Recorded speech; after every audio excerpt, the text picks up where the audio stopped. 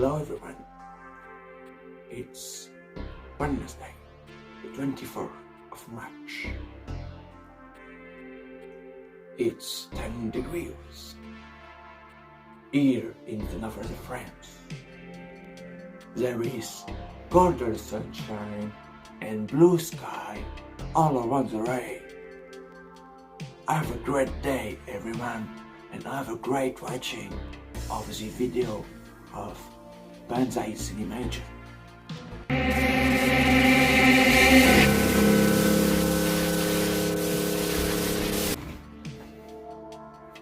Bienvenue dans la Cinémotion. Ici, le détective Banzai, comme d'habitude. Et donc aujourd'hui, je me permets de vous présenter mes livres sur David Lynch. David Lynch qui est devenu mon réalisateur préféré. Je l'ai découvert grâce à la vidéo de Intercut qui avait fait comment commencer David Lynch. Donc on va commencer peut-être par le plus important, voilà, par la plus grande œuvre de David Lynch, je pense. Voilà, c'est alors par contre les titres des auteurs je ne sais plus trop, donc je vais lire dessus. Ouais, c'est une biographie de David Lynch. On retrace toute la carrière de David Lynch. On commence de son enfance jusqu'à l'après Twin Peaks The Return. Donc là, j'ai même pas fini de lire. Franchement, il y a beaucoup de pages. Hein. Franchement, c'est costaud. C'est un peu la Bible de tous les fans de David Lynch. Il y a pour à peu près de 850 pages. Après, on enlève un peu les index et compagnie, ça fait 800 pages. En tout cas, c'est contenu riche. Et ce que j'aime beaucoup dans ce livre, c'est que les événements sont racontés en deux temps. Un même événement, par exemple, là en ce moment je suis sur Eraserhead, et donc chaque partie importante de l'histoire de David Lynch, la première partie c'est sur ce que disent ses proches, ce que dit la biographe, et après la seconde partie c'est David Lynch qui raconte cette partie de sa vie. Donc c'est très intéressant parce qu'on a un point de vue extérieur et un point de vue interne un peu. C'est une biographie, autobiographie un peu. Donc voilà, c'est L'espace du rêve. J'avais trouvé à 11 €, voilà, même le prix là, 11,90 €. Faites attention, si vous le trouvez plus cher, si vous faites arnaquer. Donc franchement, c'est un peu la bible de tous les fans de David Lynch. Voilà. Franchement excellent, ça vous prend du temps.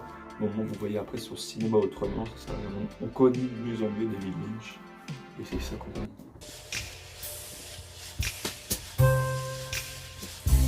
Là aussi je l'ai lu, je l'ai tout fini. C'est les essais de Pas comme Tellement. Pas comme Tellement, il a fait beaucoup d'essais sur David Lynch, sur Twin Peaks. Et il en avait fait, je crois dans les années 2000, il avait fait les deux premiers essais. C'était sur la série originale de Twin Peaks.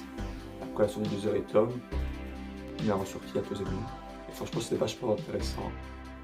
Il y a des théories qu'on n'y pensait même pas. Voilà. David Lynch, toujours des théories qu'on ne connaît pas et tout ça. Il y a beaucoup aussi de recherches à Facebook qui essaient de connaître sur les fondements de la création de Twin Peaks, les origines, c'est-à-dire de quelle source, quelle légende, des trucs très intéressants. J'aime beaucoup la partie de Source The Return, bien sûr. Aussi la Black Lodge, oui, quand on parle de Black Lodge, un plateau de télé, de télévision. Et aussi l'influence qu'a Twin Peaks sur toutes les autres séries. Donc on est maintenant comme Stargate, et tout comme ça. Donc très intéressant. Franchement, les essais très intéressants. Moi je vous le conseille, c'est pas cher aussi, 10 €.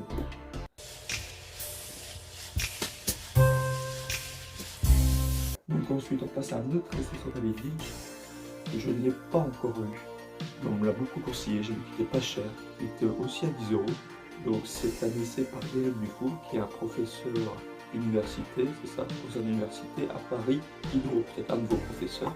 Et donc ça parle de David Lynch. Je pense que cette édition était déjà sortie en 2007, mais ils l'ont ressorti bien sûr pour The Return parce qu'il y avait beaucoup de choses à dire dessus. Donc ça parle un peu d'Eraserhead, Twin Peaks, de toutes ces œuvres. C'est beaucoup d'analyse de l'essai, contrairement à Perpetuellement, ça parle que de Twin Peaks. Là c'est vraiment un peu sur toute l'œuvre un peu de David Lynch, pour se ressentir. Voilà.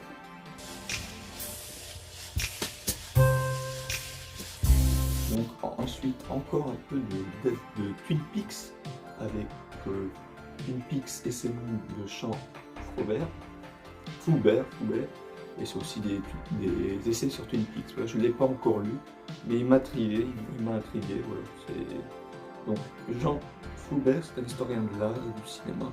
Il a soutenu une thèse de doctorat consacrée au film noir de David Lynch en 2002. Donc voilà, mais je n'ai pas beaucoup de choses à dire.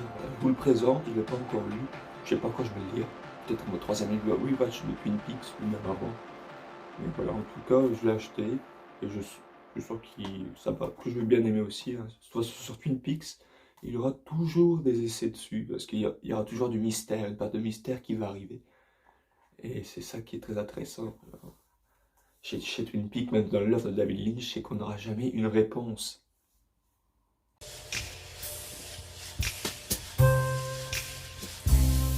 Ensuite, ça c'est plutôt un magazine, mais j'avais beaucoup adoré. C'est le magazine de SoFilm qui est sorti, je crois, début janvier. D'ailleurs, c'était le SoFilm de janvier-février qui évoquait David Lynch et Mulholland Drive, surtout Mulholland Drive, sur le processus de création, sur toute la backstory un peu de Mulholland Drive, sur toutes les galères du tournage. Au début, ça peut être une série, mais en fait, ils ont dit non. Donc, ils ont dit non, c'est pas une série parce que les actrices sont trop vieilles, on les connaît pas. Donc voilà, toutes les péripéties de Mulholland Drive expliquées ici, aussi d'autres artistes, cinéastes qui expliquent leur amour pour ce film de David Lynch, souvent considéré comme le chef-d'œuvre, l'acmé de son œuvre. Bon, personnellement, c'est pas mon préféré de David Lynch, même si je l'adore personnellement. Mais voilà. Donc je vais vous montrer aussi mes objets un peu dérivés avant de prendre des grosses œuvres littéraires sur Twin Peaks. Donc bien sûr ma pop Dale Cooper, peut-être certains ne m'ont pas aimé parce que c'est une pop, je le conçois, voilà. Mais bon voilà, j'ai craqué, d'habitude j'aime pas les pop, mais bon j'avais envie que Dale Cooper veille sur moi, on sait jamais, si je rentre dans la Black Lodge, il sera toujours là pour m'aider. Aussi bah bien sûr, hein, comme on parlait de Twin Peaks, on parlait de son coffret DVD. Deux gros morceaux de Twin Peaks que j'ai tous les deux trouvés d'occasion. Voilà, donc ces deux livres sur Twin Peaks sont écrits par Mark Frost. D'abord en 2016, avant le retour à Twin Peaks, il a écrit l'histoire secrète de Twin Peaks, donc ça parle un peu de toute la backstory, même avant la série originale, sur tout ce qui est un peu la mythologie de Twin Peaks, voilà, sur toutes les légendes qu'il y a pu avoir, voilà, avec les Indiens, les cowboys avant. Ça parle un peu de tout ça. Je ne l'ai pas tout lu, j'ai très peu lu de l'histoire secrète parce que j'avais eu le dossier final juste avant. Je l'avais acheté sur Kindle mais je l'ai retrouvé sur Rakuten. Pas cher, je crois que c'était 7 €, 10 €. Donc je me suis permis de racheter le dossier final qui est pour moi le plus intéressant. Voilà. Moi je lirai quand même l'histoire secrète mais c'est plus intéressant pour moi parce que c'est ce livre là, il est sorti après The Return. Et c'est en gros le point final de l'œuvre de Twin Peaks et qui donne notre vision de la fin de Twin Peaks et notre lecture de Twin Peaks The Return. Ce qui est très intéressant, c'est que ça, voilà, c'est même sur l'autre, on dirait que c'est un vrai dossier. Regardez, voilà, c'est vraiment un dossier du FBI, on a par personnage et tout. Donc en fait, on raconte la première partie, c'est qu'est-ce qui est arrivé pendant 25 ans entre la fin de la saison 2 et le début de la saison 3 pour le personnage de Twin Peaks. Donc on a Shelly, on a tout le monde, les Audrey Horne, on a même Donna, même Annie, il me semble. Même, voilà, presque toutes les personnes connues, les personnages principaux et un peu secondaires de Twin Peaks sont dans ce dossier final. On apprend beaucoup de choses sur eux, même avant Twin Peaks. Par exemple, j'apprends beaucoup de choses sur Shelly de l'avant Twin Peaks. En fait, elle était déjà en couple avec Bobby. Et il y a eu des histoires comme ça. Mais ça, franchement, je pense faire une vidéo que sur le dossier final parce que c'est très enrichissant. Et ça vous permet d'avoir une autre vision déjà sur les personnages. Mais surtout, c'est que dans ce dossier final, comme je vous l'ai dit, c'est le point final sur l'œuvre de David Lynch. Parce qu'en fait, on nous explique qu'est-ce qui est arrivé après que Cooper, voilà, je ne vais pas vous spoiler, mais voilà, donc c'est une autre vision de la fin de Twin Peaks, une autre théorie de la fin de Twin Peaks. Donc voilà, c'est le dossier final écrit par Mark Frost. Donc essayez de voir si vous ne trouvez pas d'occasion. Donc voilà, ces deux livres-là, si vous voulez voir Twin Peaks, c'est un peu la continuité. Comparé aux autres essais, que c'est pas forcément une continuité, c'est plus pour essayer de comprendre. Mais là, c'est l'œuvre, voilà, c'est Twin Peaks. Voilà, vous devez la voir avec votre profil. Donc voilà. Donc ce sera tout pour aujourd'hui. J'espère que vous avez aimé ce petit format qui dure une petite dizaine de minutes. Donc là, je pense que je vais me permettre de parler juste peut-être 5 minutes, même pas 3 minutes, futures de la chaîne. Donc ce qui est sur ma chaîne, je pense que je continue encore les essais.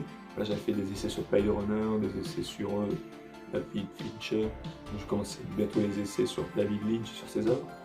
J'ai regardé récemment Eraserhead, et comme j'ai lu la biographie de David Lynch sur cette partie-là, je ferai sûrement une vidéo entière sur Eraserhead, sur peut-être ses significations, sur les différents essais qu'il peut avoir, tout sur l'histoire du tournage d'Eraserhead.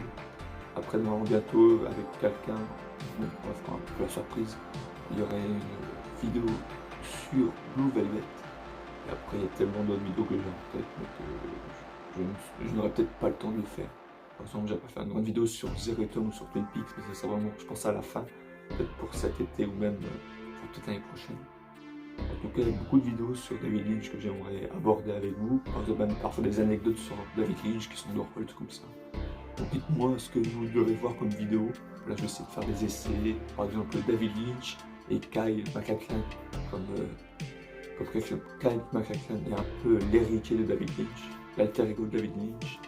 Aussi les enfants chez David Lynch, ça m'intéresse beaucoup, hein, voilà. La jeunesse pure contre l'âge adulte un peu dark. Donc voilà, donc plein de vidéos comme ça qui vont essayer de sortir petit à petit, si j'ai le temps.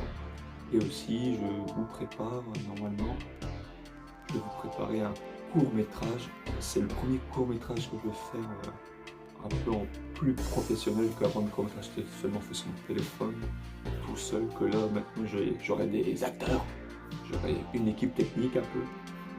Et voilà, je ne serai plus tout seul dans mes délires. Donc, ça sera franchement, j'ai hâte de vous préparer ça. Ça sera sûrement pour cet été, voilà, peut-être fin août, vous l'aurez, hein, voilà, peut-être pour fêter mes 20 ans, ça se peut aussi, voilà.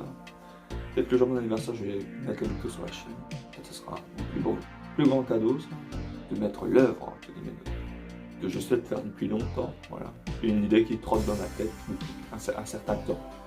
Faire un court-métrage avec une vraie équipe et des vrais acteurs.